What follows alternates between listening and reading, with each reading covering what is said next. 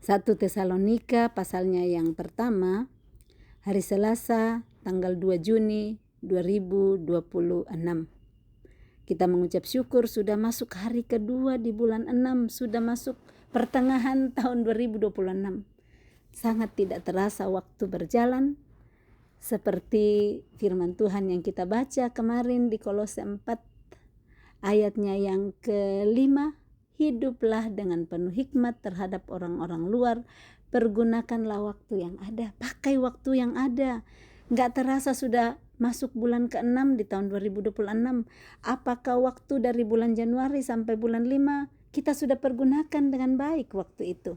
Nah, kalau belum, mari masih ada kesempatan masuk hari kedua bulan 6 ini. Pergunakan waktu yang ada sampai nantinya ternyata sudah tiba di bulan 12, supaya kita tidak menyesali waktu-waktu kita yang hanya terbuang tanpa melakukan hal-hal yang Tuhan sudah siapkan untuk kita isi setiap hari. Nah, kita baca sekarang 1 Tesalonika pasalnya yang pertama. Salam dari Paulus, Silwanus, dan Timotius kepada jemaat orang-orang Tesalonika yang di dalam Allah Bapa dan di dalam Tuhan Yesus Kristus. Kasih karunia dan damai sejahtera menyertai kamu. Jadi surat kepada jemaat di Tesalonika ini ditulis oleh Paulus bersama Paulus, Silwanus, dan Timotius. Perikop yang berikut, buah pemberitaan Paulus. Kami selalu mengucap syukur kepada Allah karena kamu semua dan menyebut kamu dalam doa kami. Apa yang menjadi ucapan syukur Paulus dan Silwanus dan Timotius adalah kehidupan jemaat di Tesalonika. Dan ternyata mereka menyebut orang-orang di jemaat Tesalonika dalam doa kami. Nah, kita setiap hari sebutlah nama-nama orang-orang yang kita rindukan, orang-orang yang kepadanya yang karena mereka kita mengucap syukur kepada Tuhan. Mengucap syukur Tuhan untuk adik-adik yang Tuhan berikan, mengucap syukur kepada Tuhan untuk pasangan yang Tuhan berikan, mengucap syukur kepada Tuhan untuk orang tua, untuk mentor-mentor, untuk tetangga, untuk bos. Mengucap syukurlah dan sebutlah nama-nama mereka dalam doa. Ini teladan yang Paulus berikan kepada kita melalui pembacaan 1 Tesalonika pasal 1 ini. Kami selalu mengucap syukur kepada Allah karena kamu semua dan menyebut kamu dalam doa kami. Sebab kami selalu mengingat pekerjaan imanmu, usaha kasihmu, dan ketekunan pengharapanmu kepada Tuhan kita Yesus Kristus di hadapan Allah dan Bapa kita. Jadi ini Paulus senantiasa, Paulus, Silwanus, dan Timotius ini, Silwanus ini Silas ya. Sebab kami selalu mengingat pekerjaan imanmu. Jadi ternyata pekerjaan iman yang kita lakukan diingat oleh mentor-mentor ya. Ini Paulus, Silwanus, dan Timotius menjadi mentor-mentor iman kepada jemaat di Tesalonika. Jadi mereka mengingat pekerjaan iman yang dilakukan oleh jemaat Tesalonika, usaha kasih, mereka terus mengusahakan kasih, mengusahakan untuk menghidupi kasih seperti yang diajarkan oleh Paulus di situ, dan ketekunan pengharapanmu kepada Tuhan kita Yesus Kristus. Itu ketekunan, tekun di dalam berpengharapan. Kita sudah baca sebelumnya di Kolose pasal 4 bagaimana itu ada 3 hal di ayat 2 yang mengatakan bertekunlah dalam doa, 1, kedua berjaga-jagalah, dan yang ketiga mengucap syukurlah. Nah, ini dituliskan Paulus juga di jemaat kepada jemaat di Tesalonika bahwa usaha kasih dan ketekunan, ada ketekunan di sana.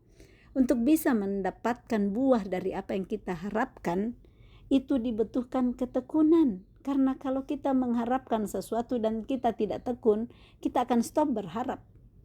Contoh, orang yang berharap suaminya berubah, tetapi sudah melakukan pengharapan itu 1 minggu, 1 bulan, 1 tahun, 2 tahun, 3 tahun, tapi pengharapannya belum jadi, bisa menyerah dan tidak melanjutkan. Nah, itu namanya tidak bertekun. Tetapi yang bertekun artinya lakukan terus-menerus sampai mendapatkan hasil. Nah, seperti itu, ataupun belum mendapatkan hasil sampai dipanggil Tuhan, pasti upahnya di surga. Itulah iman. Jadi ini kita perlu terus bertekun dalam pengharapan, dan inilah yang dilihat oleh Paulus dan kedua murid rohaninya ini, anak rohaninya, adalah ketekunan pengharapan jemaat Tesalonika kepada Kristus Yesus di hadapan Allah dan Bapa. Dan di sini ayat 4, sebab dan kami tahu, hai saudara-saudara yang dikasihi Allah, bahwa Ia telah memilih kamu. Sebab Injil yang kami beritakan bukan disampaikan kepada kamu dengan kata-kata saja, tetapi juga dengan kekuatan oleh Roh Kudus dan dengan suatu kepastian yang kokoh. Jadi Paulus sangat tahu bahwa Injil yang mereka sampaikan itu bukan asal kata-kata doang, bukan teori doang, tetapi itu ada kuasa dan kekuatan Roh Kudus di sana yang memberikan kepastian yang kokoh. Ada kuasanya, firman Tuhan, Injil yang mereka sampaikan itu ada kuasanya. Paulus berani memperkatakan bahwa di bawah kolong langit ini hanya satu nama yang olehnya kita diselamatkan, yaitu nama Yesus. Ayat yang ke-6, dan kamu telah menjadi penurut kami dan penurut Tuhan. Jadi Paulus mendeklarasikan bahwa jemaat di Tesalonika itu adalah penurut mereka dan penurut Tuhan, karena mereka menuruti apa yang Paulus, Silvanus, dan Timotius hidupi, yang seperti Paulus terima dari Yesus sebelumnya. Dia mengikuti teladan Yesus. Paulus kan sudah mengatakan di 1 Korintus 11 ayat 1 bahwa ikutilah aku, turutilah aku sama seperti aku mengikuti teladan Yesus. Jadi yang menjadi apa yang mereka turuti dari Paulus itu sudah otomatis mereka menuruti dari Kristus. Dalam penindasan yang berat kamu telah menerima firman itu dengan sukacita yang dikerjakan oleh Roh Kudus. Jadi mereka jemaat di Kolose dalam penindasan yang berat mereka terima firman. Nah, dalam penindasan kalau kita lagi tertindas, sebenarnya bagaimana? Nggak bisa sukacita kan kalau kita tertindas dari pasangan, tertindas dari mertua, tertindas dari ipar, tertindas dari pemimpin kita. Bisa sekali kita tertindas dari pemimpin kita, bos kita. Tetapi justru saat kita tertindas seperti ini, penindasan yang berat, kita terima firman. Firman itu yang akan mengerjakan sukacita di dalam diri kita oleh Roh Kudus. Jadi justru di sana kita lihat, wow, tanpa Tuhan bagaimana saya bisa bersukacita dalam penindasan ini, dalam ketidakadilan yang saya terima, pasti kita nggak bisa sukacita. Tetapi karena sudah terima firman, iman timbul dari pendengaran, pendengaran akan firman Kristus, sukacita itu bangkit karena dikerjakan oleh Roh Kudus di dalam hati yang sudah mendengar firman dan menaruhnya, mencemplungkannya di dalam hati. Ayat yang ke-7, sehingga kamu telah menjadi teladan untuk semua orang percaya. Jadi mereka menjadi teladan untuk semua orang percaya di wilayah Makedonia dan Akaya. Kenapa jadi teladan? Karena dalam penindasan yang berat mereka tetap bersukacita. Mereka terus bermaksimum joy. Bukan menunggu semua baik-baik, tidak ada penindasan baru mereka bermaksimum joy. Justru mereka tahu bahwa sukacita karena Tuhan itulah kekuatannya. Jadi dengan bersukacita masalah bisa dilewati. Dengan bersukacita masalah kita bisa tindis dan kita injak. Tapi saat ada penindasan berat kita ikut-ikut tuh memberi diri makin tertindas, makin terhimpit, tambah tercekik leher, tambah muka murung. Tidak akan pernah kita akan merasakan bahagia lagi kalau kita mengizinkan masalah menindis kita, masalah menginjak-injak kita. Nah, bagaimana cara menginjak-injak masalah? Dengan bersukacita, menerima sukacita yang dikerjakan oleh Roh Kudus dalam hati kita. Dan inilah yang terjadi dengan jemaat Tesalonika, sehingga mereka menjadi teladan untuk semua orang percaya. Jadi kita bisa menjadi teladan untuk orang lain saat kita punya beban yang berat tetapi kita tetap bersukacita. Nah, itu akan dilihat oleh orang lain dan mereka bisa bilang, masalahnya besar sekali tapi dia bersukacita terus.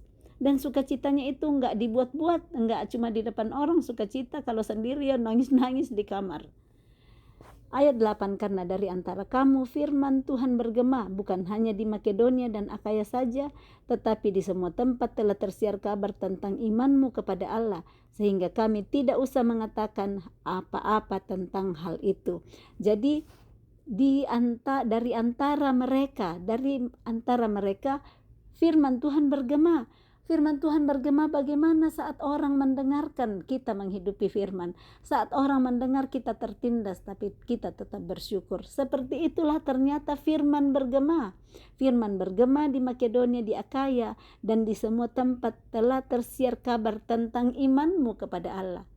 Karena iman kepada Allah, jemaat Tesalonika bersukacita yang dikerjakan oleh Roh Kudus sekalipun mereka dalam penindasan yang berat. Pertanyaannya, penindasan apa yang saudara alami hari ini? Apakah saudara mau bersukacita? Ataukah mau mengizinkan penindasan menghimpit, menginjak-injak saudara? Pilihan ada pada kita.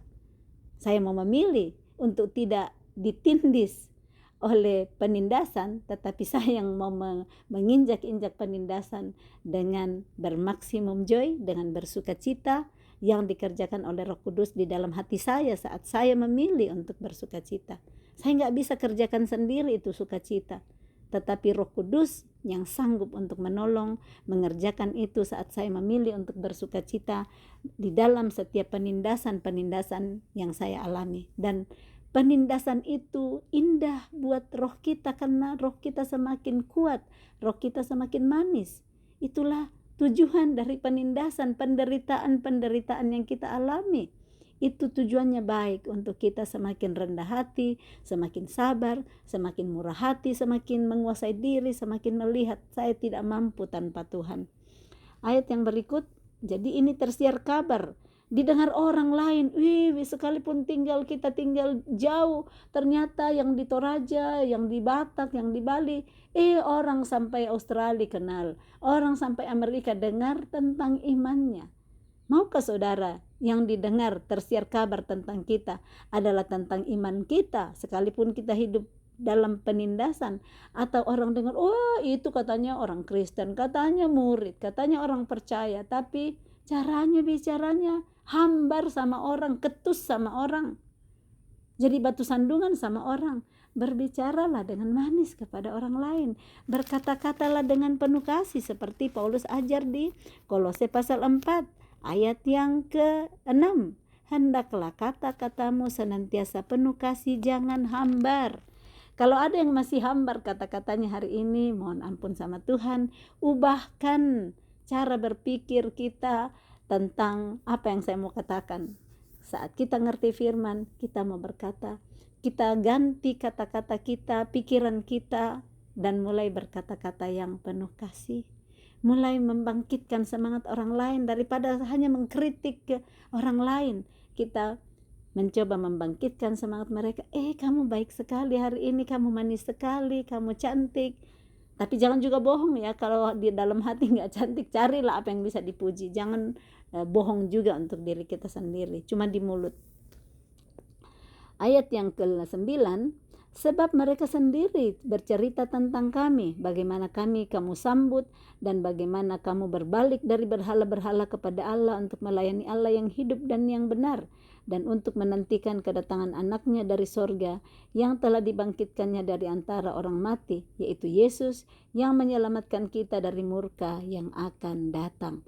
Jadi bagaimana ini firman tersiar, kabar tentang mereka tersiar, semuanya itu dikatakan bahwa kami tidak usah mengatakan apa-apa lagi karena luar biasa iman mereka, iman jemaat Tesalonika yang sudah tersebar sehingga malah menjadi teladan.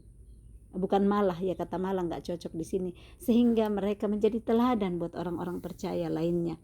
Nah, jadi bagaimana hidup kita saat kita mendengar firman, kita rendah hati untuk mau diajar oleh firman, supaya nantinya kita bisa tetap berdiri teguh dalam iman sekalipun mengalami penindasan, ketidakadilan, supaya nantinya kita bisa menjadi teladan iman karena kita berani untuk teguh berdiri sekalipun tertindas, karena kita tahu ada firman Tuhan di sana. Jangan jemu-jemu berbuat baik, karena jika telah tiba waktunya kamu akan menua jika kamu tidak menjadi lemah. Kita ingat firman itu yang menguatkan kita untuk teguh berdiri menghadapi setiap penindasan-penindasan dalam kehidupan, dan melihat bahwa setiap penindasan, setiap masalah itu adalah tangga untuk mendapatkan berkat-berkat di dalam kehidupan kita. Amin. Salam kasih, Tuhan Yesus memberkati. Shalom.